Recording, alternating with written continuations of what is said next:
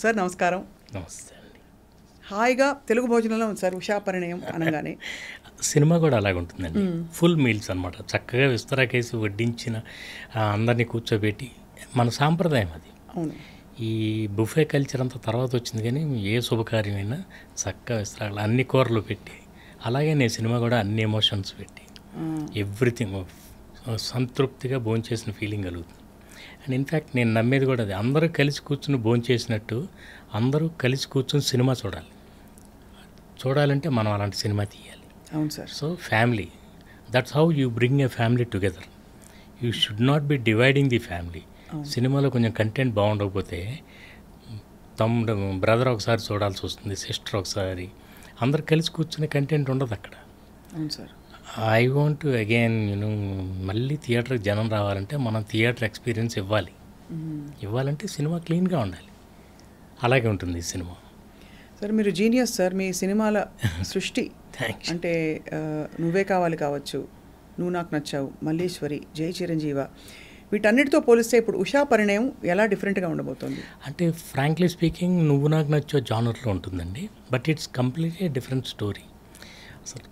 కాకపోతే మీకు ఆ సినిమా ఎంత రియల్గా ఉంటుందో, ఆ క్యారెక్టర్స్ ఎంత మెమరబుల్గా ఉంటాయో, ఇది కూడా అలా ఆ క్యారెక్టర్స్ బాగుంటాయి. చాలా హాయిగా ఉంటుంది.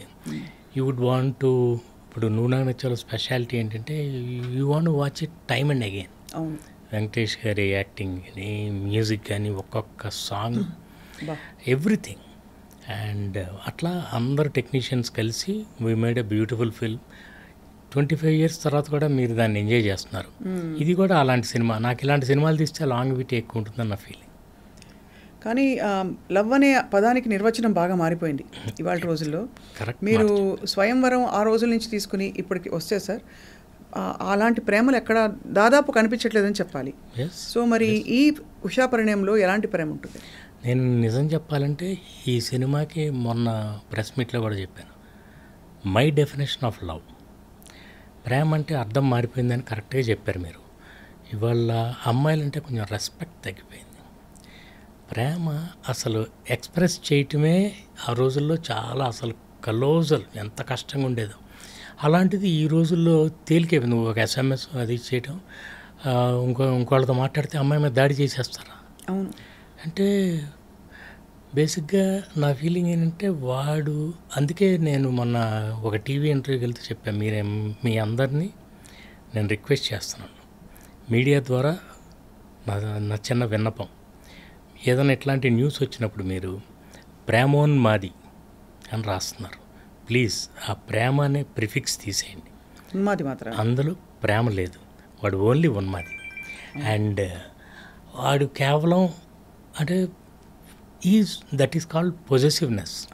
అది ప్రేమ కాదు. ప్రేమ అంటేనే where there is violence it's not love. If it is love it is not violent. It cannot be violent. Violence ఉంటే అది ప్రేమ ఎలాగవుతుందండి? That's my point. అందుకని మీడియా అంతా మనం గ్లోరిఫై చేయకూడదని చెప్తున్నా.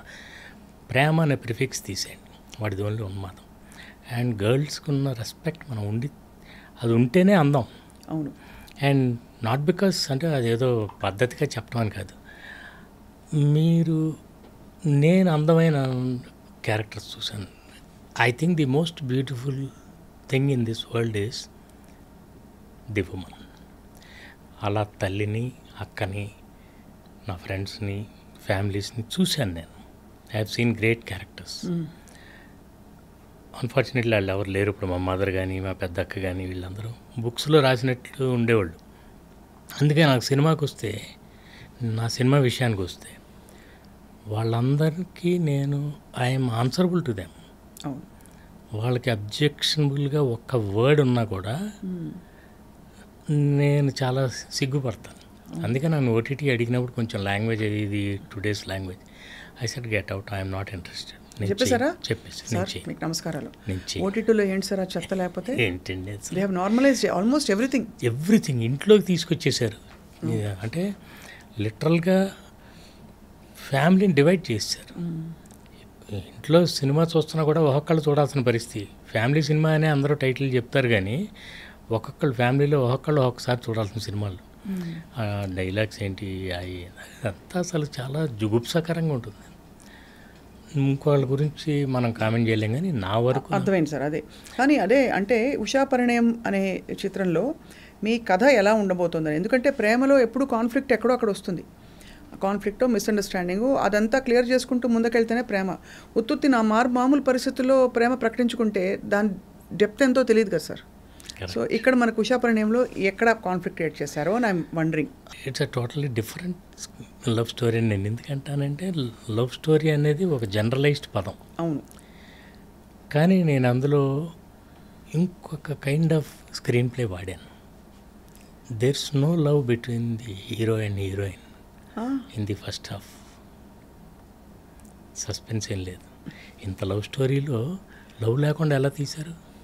నన్ను ఒక మంచి క్వశ్చన్ అడిగారు ఎవరు. ఇన్ని పాటలు ఎలా వచ్చినాయండి? మరి you have to see the film to understand it. అర్థమైంది సార్. అండ్ నేను అంతే, అంటే నాకు లవ్ స్టోరీ అంటే చాలా ఇష్టం, కానీ ఇదివరకు నేను చేసిన సినిమా లాంటివి చేయటం నాకు ఇష్టం లేదు. కొంచెం డిఫరెంట్. అందుకని ఒక different screenplay. Central idea is love only. ప్రేమ చుట్టూనే తిరుగుతుంది, కానీ అది ఇంకొక యాంగిల్. అండ్ అందులో నేను I wanted to make a statement regarding love. Love అంటే ఎంత పవిత్రంగా ఉండాలంటే, ఎక్కడో ఒక ఆయన హిందీలో చెప్తారు, ముజే జబ్ పతా చలా కి ఉస్ లడ్కీ షాదీ కहीं और हो गई मैंने उस गली में कदम तक नहीं रखा అని, ఏ భీ ప్యార్ కర్నే కా ఏక్ అందాజ్ హై అంటే. బా